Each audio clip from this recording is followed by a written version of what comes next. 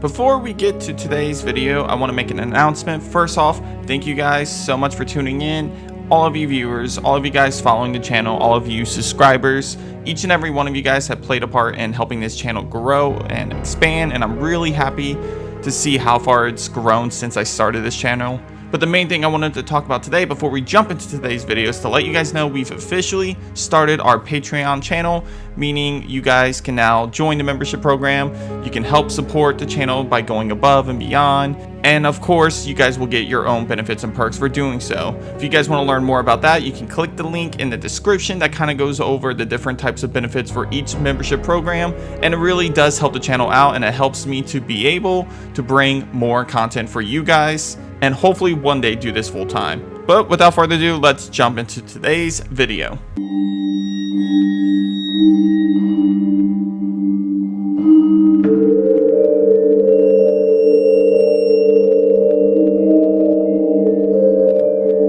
Resident Evil is nothing without its villains. Let's face it, some of the villains in the series have really become iconic characters in the franchise. When you think about some of the marketing behind Village, or you think about some of the characters that have appeared in multiple games, there are some really unique, over-the-top, insane, crazy villains of the series that it's hard not to fall in love with each of these villains.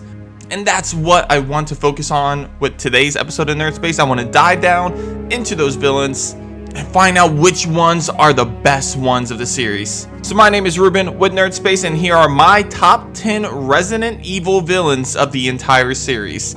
Let's get it.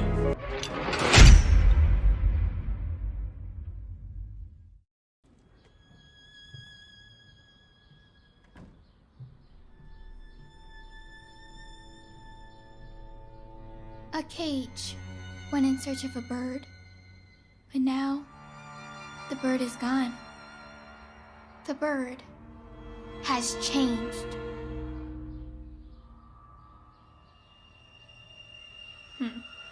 Number 10, Alex Wesker. So Alex Wesker has technically really only appeared in one game, has been mentioned maybe a couple other times throughout the series, but for the most part has only appeared in Resident Evil 2 Revelations as the main antagonist of the game. And what makes Alex Wesker very unique is that there's a lot of elements with this character that actually leads us to believe that this character is more impressive than some of the characters higher up on this list actually. First off, let's take a look at Alex Wesker's sibling, Albert Wesker. If you don't know, Alex Wesker is one of 13 Wesker children, I believe, and only 2 of them survived. Albert Wesker, of course, the one that we already know and we know exactly who he is. He appeared in the first game. And his sister, Alex Wesker. And according to Spencer, it seems like Alex Wesker was actually probably one of the brightest ones of the Wesker children. That she was the smartest Wesker child, and that even Spencer was impressed with Alex Wesker. And just like Spencer and Albert Wesker, she had a god complex. She wanted to become a goddess, and she did everything she possibly could to become immortal and become a goddess. Here's the thing though, here's what makes her stand out a little bit more than Albert and Spencer.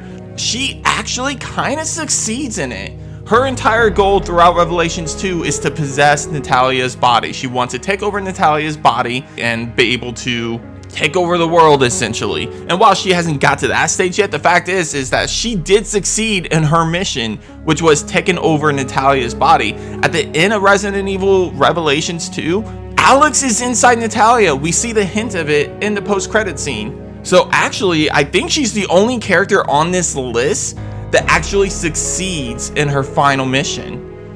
Now, we haven't seen Alex Wesker in any other games, and it's hard to really get a feel for it because honestly, the reason why she's not higher up on this list is because I don't find her as interesting as some of the other characters. She's not as iconic. People don't immediately see her face and recognize her, whereas some of the other characters on this list are immediately recognizable because they stand out more. She's not that scary, she's not that interesting, but hopefully we get to see more of her now that we know that she survives inside Natalia. What the hell do... You ungrateful, selfish wretch! You come into my house! You lay your filthy man hands on my daughters! And now you even try to steal my property! dare you? Rest while you can, because I will hunt you, and I will break you! Number 9, Lady Demetrius. Lady D, oh Lady D. Of course, Lady D was gonna make it on this list. Now, while she might not be the most crazy, insane, over-the-top villain, however, one thing she is absolutely iconic. The marketing behind Resident Evil 8 Village was on fire, and it seemed like Capcom didn't mean for her to take off the way she did, but for some reason, Lady D became a huge public figure of Resident Evil Village. And it was such a letdown when we only got a brief portion of the game with her, because let's face it, she was a character everybody was excited about. I mean, people would not stop talking about this character. So let's talk about what puts her on this list. As I mentioned, probably the biggest reason why she's even on this list is just for the iconic feel that she has with the audience. I mean, that is a character that most people, when they look at her, they would immediately recognize who she is. However, there's a few other things that kind of help her get on this list as well. Another thing has to do with the fact that she is a very scary and intimidating stalker monster. Yes, she isn't in the game as much as, say, a Mr. X or a Nemesis, but she still has some terrifying vibes with you the small portions of the game that she does stalk you in. Her claws are terrifying and extremely intimidating. And her final transformation, the final boss fight, is one of the craziest over-the-top fights in the Resident Evil franchise. I mean, it's literally fighting a flying dragon, essentially. That's how crazy this fight is. So yeah, she's not in the game that much, but she is extremely iconic. She is terrifying while also being extremely likable. And she is a badass in her final transformation. So therefore, she deserves spot number 9 on this list.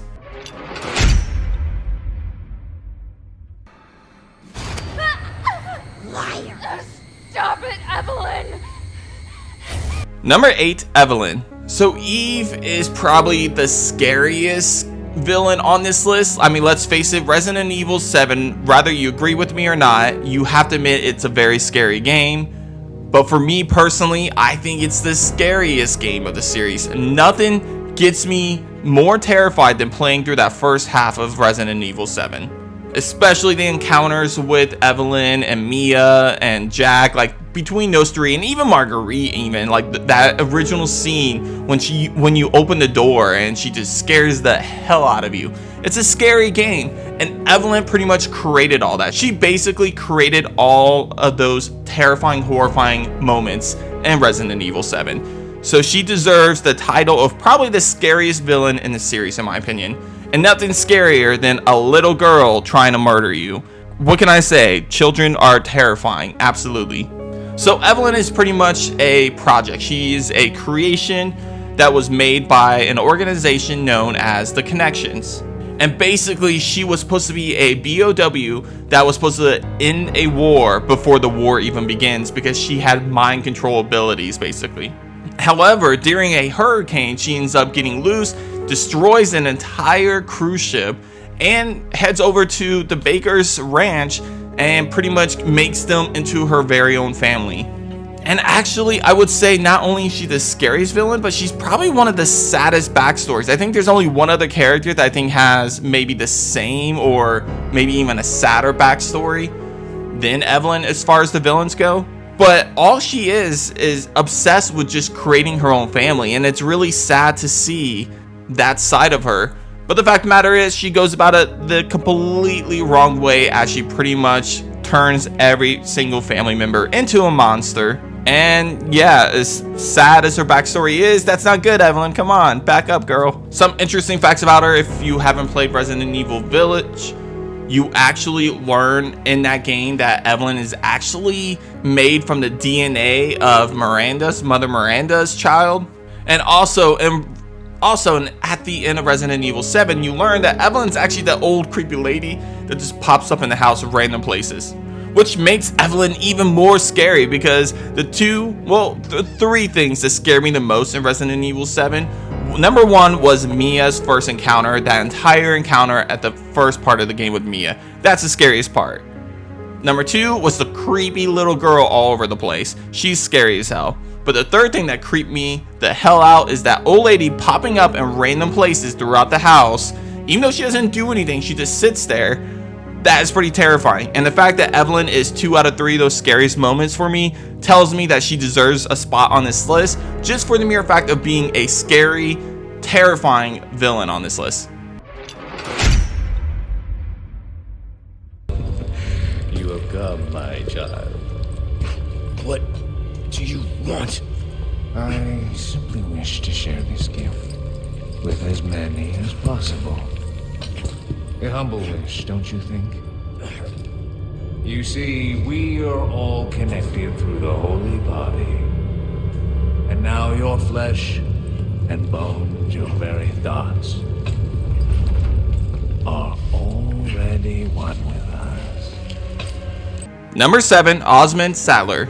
Saddler is pretty much the main villain of Resident Evil 4. And while I'm not a huge fan of Saddler as a villain, the fact of the matter is that he's probably one of the more iconic villains. People do recognize him immediately because he's from the biggest selling Resident Evil game in the franchise. It may not be my favorite Resident Evil game in the franchise, but it is one of the top sellers, if not the top selling game of the franchise. But Saddler is not only on this list for the fact that people immediately recognize him because he's from the top selling game. He's on this list because of what he accomplishes and how close he gets to accomplishing his goal. And the fact is I feel like he actually has the most reasonable plan out of all the villains on this list. So Saddler's main goal, he pretty much goes and creates the Los Illuminados. And it's pretty much his organization, his cult that he controls, and he pretty much controls what each member of this cult does. He has them infested with parasites, and he is the host of the Las Plagas, so he controls everyone infected with the parasite. However, what really makes Saddler stand out has to go down to 2 different things in my opinion. The first thing is that he is a very convincing and manipulative person.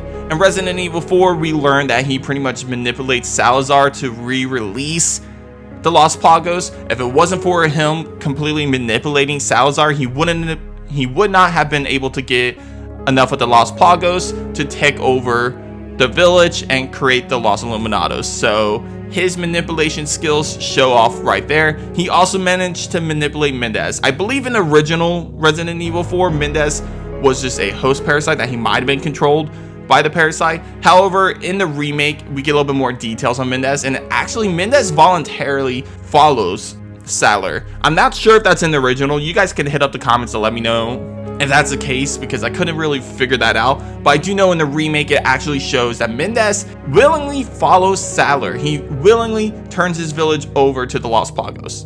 And that right there just shows how skillful of a manipulator that Saddler really truly is. He also manipulates Krauser to do his bidding, even though Krauser's kind of doing his own thing and he just wants powers. Saddler sees this, Saddler knows this, and he uses that to his advantage. He uses the fact that Krauser is obsessed with power and uses that to his advantage to manipulate Krauser to do what he needs him to do. But the second thing that I think really makes Saddler stand out, in my opinion, he has probably the best plan for his goal to be achieved. His goal is pretty much world domination, and that's pretty much most of the villains of the series. That's what their goal is. They want to be a god, or they want to dominate the world. They want to be the ruler of the world. However, Saddler has a pretty solid plan at doing this, because instead of just going and infecting like a town or going into battle and starting a war or whatever, Saddler actually finds a way where he can control the world with the huge political figures of the world. And his goal is to kidnap Ashley. He has Krauser kidnap Ashley, and by doing so, he can infect Ashley with the Los Plagas, send Ashley back to her father, who is the president of the United States. And when she gets back to the president of the United States, she can infect him, who can therefore meet with other huge, powerful figures of the world, and they can infect other powerful figures. So just like that, his plan would succeed. All he has to do is give Ashley back to the United States, give her back to the president. That's all he has to do. And the only thing that stands in his way is Leon Kennedy. So honestly, I feel like that is an extremely brilliant plan, and I think Saddler doesn't get enough credit for how genius his plan actually was, compared to a lot of the other villains of the series.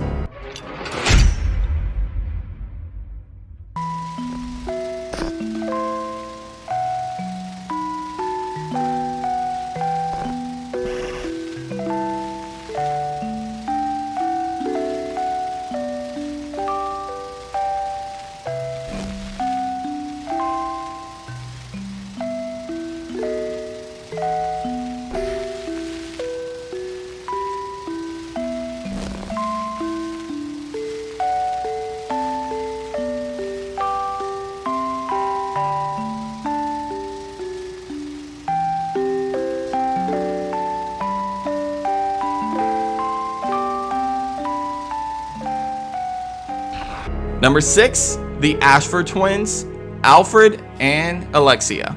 Okay, so I went back and forth if I should include Alfred with Alexia on this list or if Alexia should have her own spot on this list.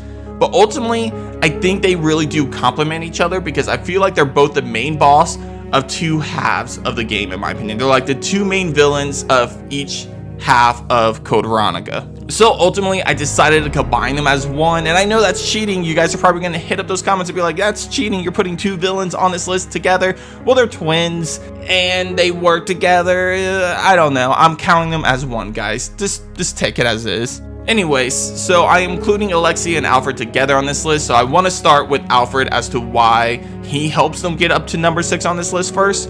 And that's ultimately because of his presence in the first half of the game. He really adds a lot of tension and horror into the first half of the game. He might not seem like a very intimidating villain as some of the other ones on this list. When you compare him to people like Wesker, Alexia even, or Saddler, he's not as intimidating as all of these villains.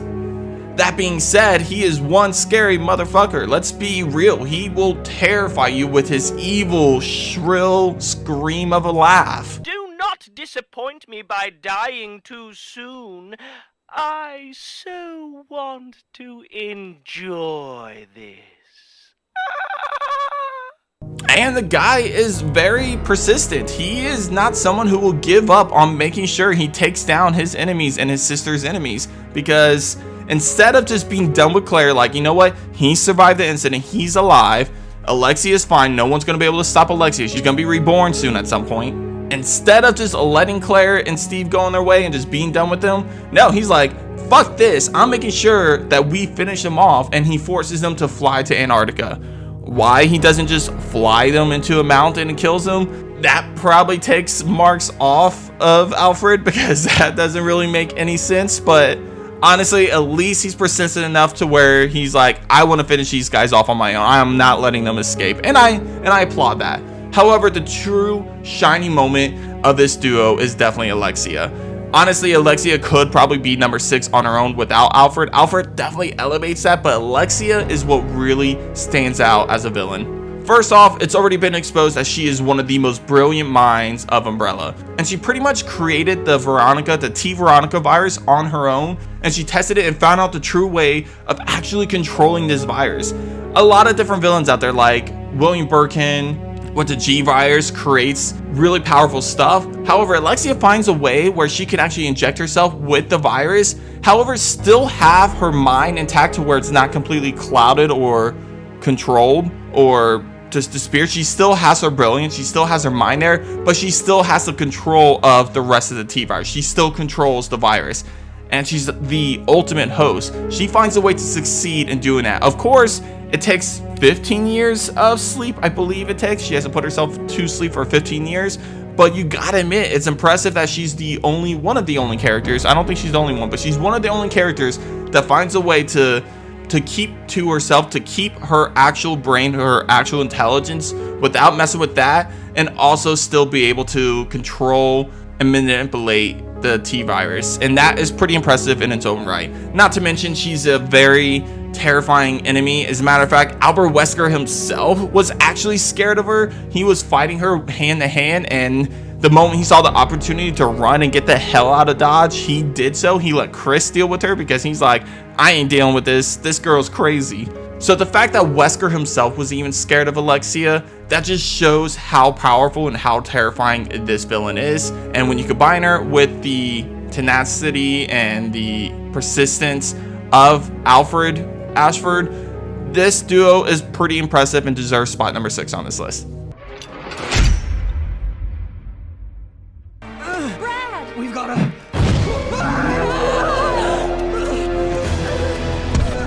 Jill! Help!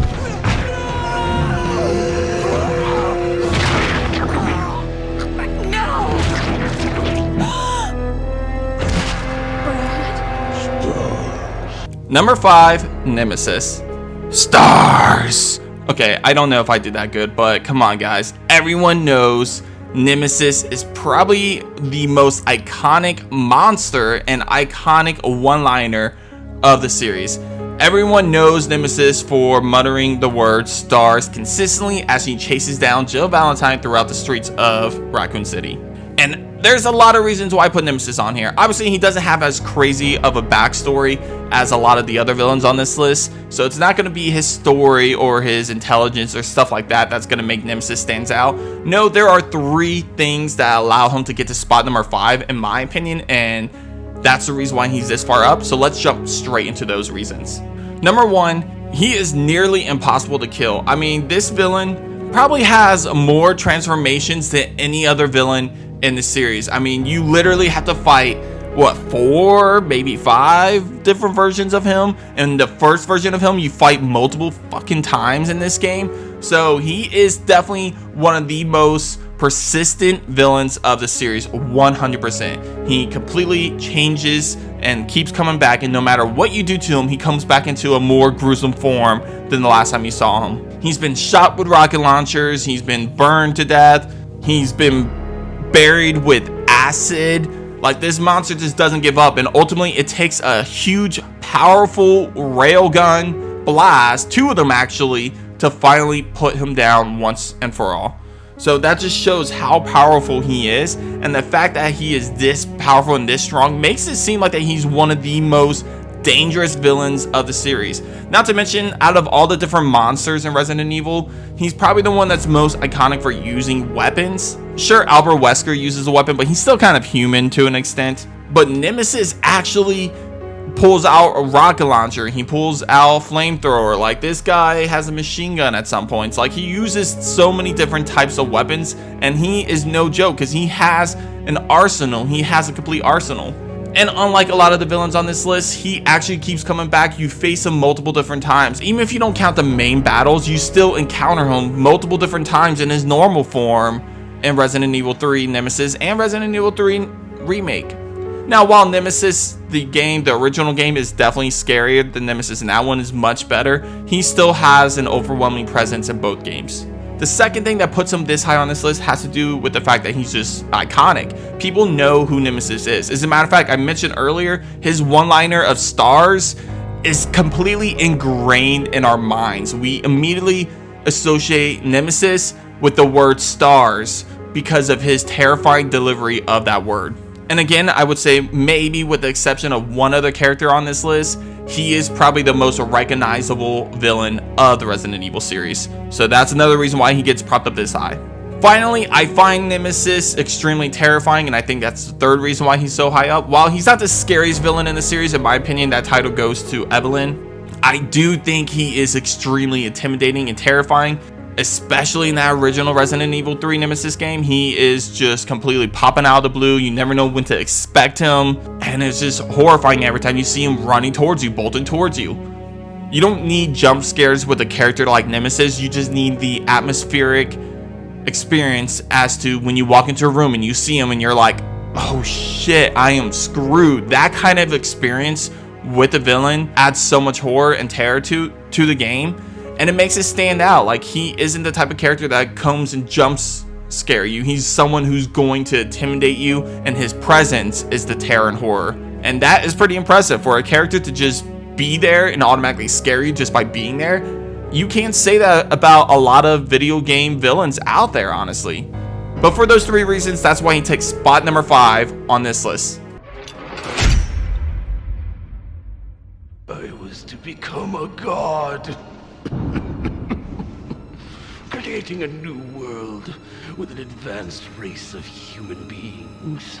Number 4, Spencer. So while everyone might know the name Spencer, they probably don't realize how iconic of a villain he is, though he is actually a villain behind the scenes. He's someone that you don't really ever see except for in like one game and maybe some pictures. But this guy pretty much started it all. Well, almost. We'll get to that in just a moment. So let's start at the beginning of what created Spencer to the Spencer that we know today. Spencer, in his early days, immediately became obsessed with becoming a god. He wanted to become immortal. He wanted to be above humans, and that's what started his journey on creating Umbrella and creating the T-Virus and going on this journey. So Oswald Spencer is actually the character that pretty much started the Resident Evil franchise when you think about it, because he created Umbrella, which Umbrella created the T-Virus and the T-Virus outbreaks in both Spencer Mansion and Raccoon City. It literally unleashed BOWs onto the world. Before this moment, we didn't really actually see BOWs. We learned more about stories that happened before Spencer became the CEO of Umbrella. But for the most part, the full public exposure to BOWs was because of Spencer, because of the Raccoon City incident, and because of the Spencer Mansion incident. And I think Spencer is by far the most underrated behind-the-scenes villain of the series, because the fact of the matter is every villain is associated with Spencer in some way when you think about it. Let's start with Albert and Alex, because those are the Wesker children. Spencer started the program in creating the Wesker children. So the Wesker children, Albert and Alex, were both created because of Spencer's experiments to try to build the perfect life form, to create that god abilities that Spencer wanted. And Alex and Albert were ahead of his experiments, as they were tools that he was using to try to get to that point. And he created both Albert and Alex and turned them to what they are today. Albert, of course, appeared in multiple video games. He's appeared in the movies. He's extremely intimidating, and he's probably one of the most unique villains of the franchise, while Alex is someone who was a genius, who was even more superior than Albert Wesker himself when it came to intelligence. Spencer even said that Alex was one of the most brightest pupil, and Spencer helped create that. Like, between Albert and Alex, he was responsible for bringing them to the point of what they are today. So pretty much Spencer is behind not only Resident Evil 1, not only Resident Evil 2, not only Resident Evil 5, not only Resident Evil Code Veronica, but Revelations 2. Like, every single game can almost be tied back to Spencer in some way, shape, or form. Hell, even Resident Evil Village connects to Spencer, as we learn a backstory between him and Mother Miranda. That's how behind the scenes Spencer really was. He had interconnections with every single villain in this series, and that's why I have him up so high, is because just seeing his intellect, seeing his connections, what he created with all of these different villains, these backstories that he created with each of them, and the journey that he went on. He had a hand in pretty much every single story in the Resident Evil franchise, despite not personally being involved in them. And I think that's pretty impressive, and I think that's the reason why I had to put him up so high, was just for the mere fact that he created the T-Virus, he started it all, and he had a hand in every single villain's creation or backstory or their plans in some way, shape, or form. He deserves to be high on this list. So I have him as number 4. Let go! I've spent a lifetime creating this moment, and you try to take it away from me. I will take what is due. Number 3, Mother Miranda.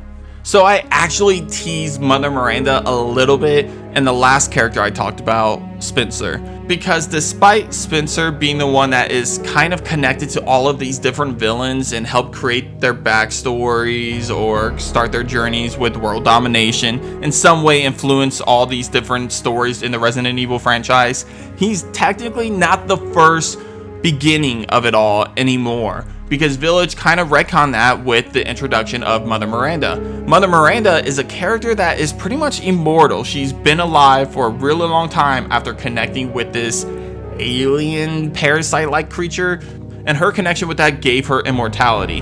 However, Mother Miranda has been around since the Spanish flu time, because we learn her backstory. So the reason why I have her up so high has to deal with a couple different things. One, her backstory. First off, Her backstory, she was alive during the Spanish flu and she lost her daughter, Eva, during the Spanish flu. She lost her daughter to the Spanish flu. And because of that, she devoted her entire life trying to resurrect Eva. She joins Spencer in the help of creating Umbrella basically and motivates him to do everything there. She goes to the connections and creates Evelyn with the DNA from Eva. Mother Miranda goes above and beyond trying to recreate her daughter, trying to resurrect her because she misses her so much, and that is a passionate backstory. I said earlier that one of the saddest backstories was Evelyn, and I said there was only one other character that had a sadder backstory when it came to the villains. That is Mother Miranda, because she is just doing all these horrible things, which is not excusable, but I understand where she might be coming from. But she's doing all of these inexcusable, horrible, horrifying things in order to resurrect her daughter. And that's noble, kind of, in its own way, really. As a matter of fact, I would probably go and argue that Mother Miranda is probably the most relatable villain of the series. And I want to say Mother Miranda does what Spencer pretty much sets out to do his entire life. Spencer's ultimate goal is to become a god, and he wants this because he comes face to face with Mother Miranda at some point, and she motivates him. She teaches him about immortality and stuff, and Spencer wants that. And Mother Miranda is actually the one person out of the entire Resident Evil franchise that is essentially immortal. She is immortal. She's been alive for a very long time, and she's been around for a very long time. Not to mention, she has some of the most unique abilities. She can shapeshift. She has powers to create like different mold.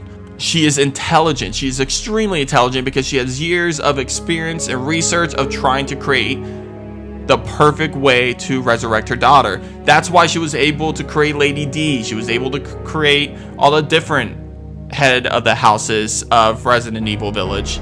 She created Evelyn for Resident Evil 7. Evelyn was created by Mother Miranda. She joined the connections, and that's how she created Evelyn. So Mother Miranda has extreme abilities. So when you think of her intelligence, you think of her abilities of shapeshifting and her powers.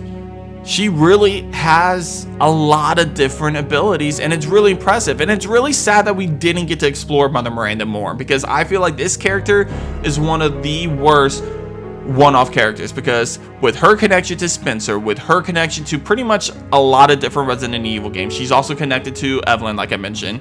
All these different connections would have made her an extremely great reoccurring villain. And I'm sad to see her die at the end of Resident Evil Village, because I think she could have been a powerful force in the Resident Evil franchise. She could have easily become the new Wesker. She could have been on the level of Wesker. Ultimately though, you can't take away with what Miranda accomplishes and what her abilities are and how long she's been alive, and the fact that she is immortal, the ultimate goal of Spencer. And here you have Miranda, who's actually already achieved it long before Spencer even set out to achieve this goal. That's pretty impressive. You need help. Why? He's right behind you. What?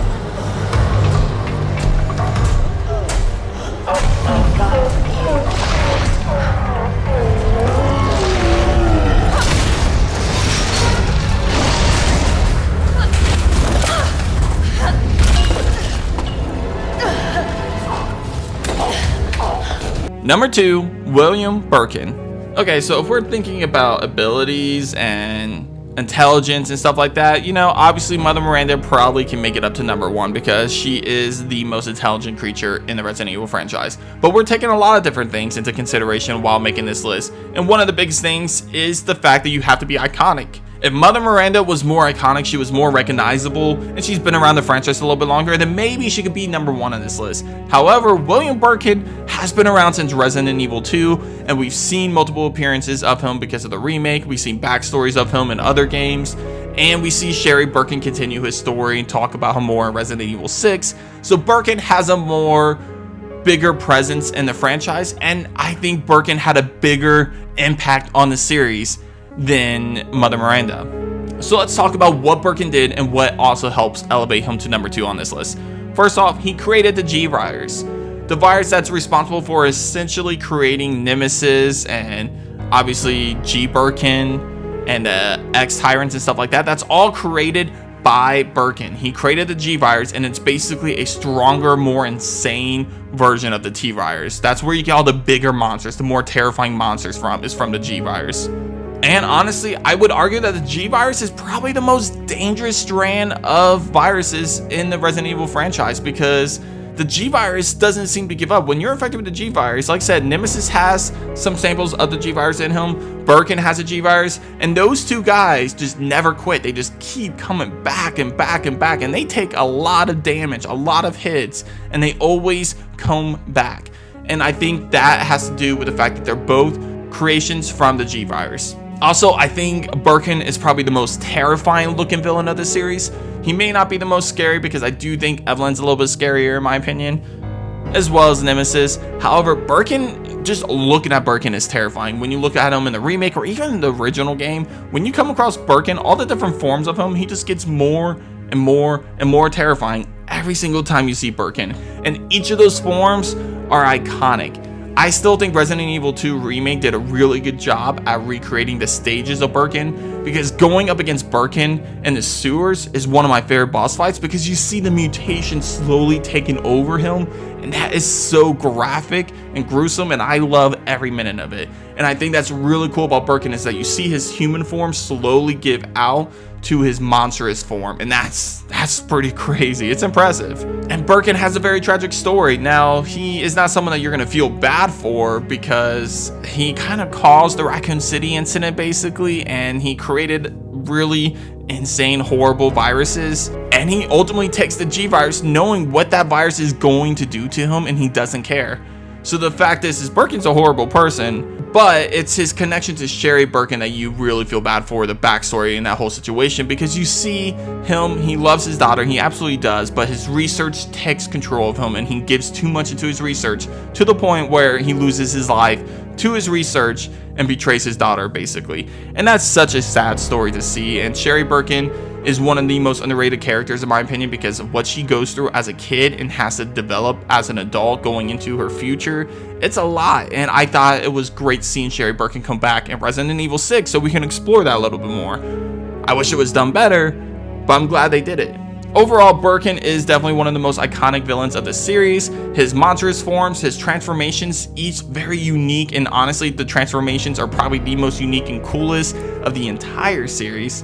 And those moments, just his voice changing as he's gruesomely changing into the monster during that sewer battle. There's some iconic moments with Birkin, and it's hard not to put him this high up on this list because of those iconic moments. But before we get to number 1, let's go ahead and take a look at our honorable mentions, because there's a lot of villains in the Resident Evil franchise, and we need to shine some light on those other villains that just barely missed out on this list. Check it out. You know, I actually envy you. What? You don't believe me? This short? Well, you can't fake this. It has taken me weeks to finish this, and it is finally ready. And it's all for you. Oh, come on now. Don't be like that. It's gonna be fun. Just you wait. I live. Now I will have my revenge on Umbrella, and the world will burn in an inferno of hate. Sherry, come on.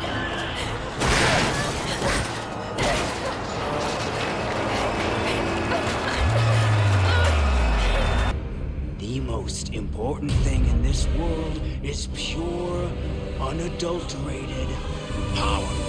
Oh, what do we have here? Nikolai, don't! The city needs that vaccine! More than I do.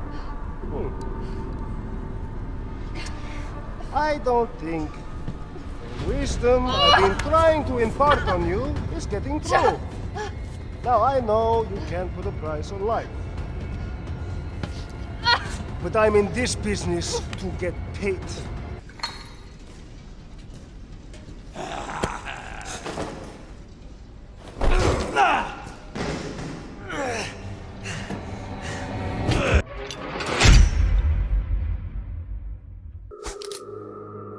Since when, Wesker? I'm afraid I don't know what you're talking about. Since when have they been slipping you a paycheck? I think you're a bit confused. I've always been with Umbrella. And stars were umbrellas. No, rather, my little piggies. Number 1, Albert Wesker. Okay guys, you know no one else was gonna be number 1 outside of Albert Wesker. I mean, this is the only villain to reoccur in this series multiple different games. We see him in Resident Evil 1, we see him in Resident Evil 4 even, we see him in Code Veronica, we see him in Resident Evil 5.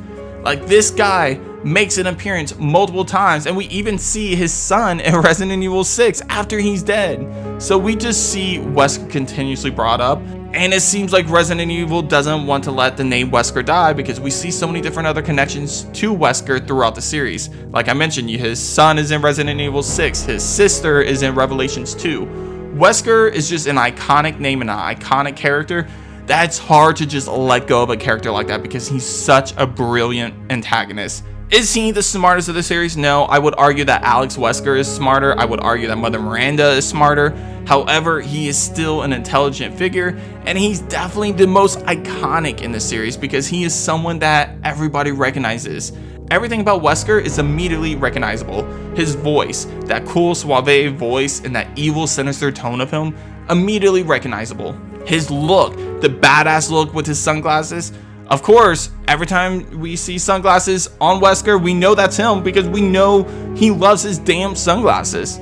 And let's not forget that he started as the first main villain of the series. He was the antagonist, the betrayer of Star's team as he betrays his entire unit in Resident Evil 1, though he was the captain of the team. Is he the scariest? No. Is he the most intelligent? No. But he's definitely the most iconic, and just his presence every single time makes it feel more badass, and he just dominates the screen every time he appears on a Resident Evil game.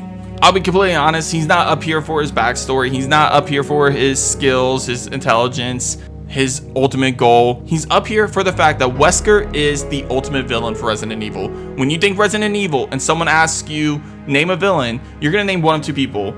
It's either gonna be Nemesis or it's gonna be Albert Wesker, because everyone knows who the fuck Albert Wesker is. And everyone knows that he's the biggest badass of the series. Ultimately, he is probably the best villain in any video game, and I just love every moment that we get with him on screen. And I'm really looking forward to hopefully a Resident Evil 1 remake or Resident Evil 5 remake, just so I can get more time with my boy Albert Wesker. But that's gonna do it for this episode of Nerd Space. Guys, hit up those comments. Let me know, which villain do you think is the best villain in the Resident Evil franchise? There's so many different villains to choose from, and honestly, it was hard to narrow it down to just 10. But I'd love to know which villain is your personal favorite. Anyways, if you're interested in more Resident Evil list videos and other Resident Evil content, I have a lot of that on my channel. I usually do at least one Resident Evil video per week. As a matter of fact, if you want to check out either one of these two Resident Evil videos on the left and right of the screen, click on those. And of course, subscribe for more Nerd Space content. Without further ado, guys, it's been a pleasure having you, and I'll see you on the next episode of Nerd Space. Take care.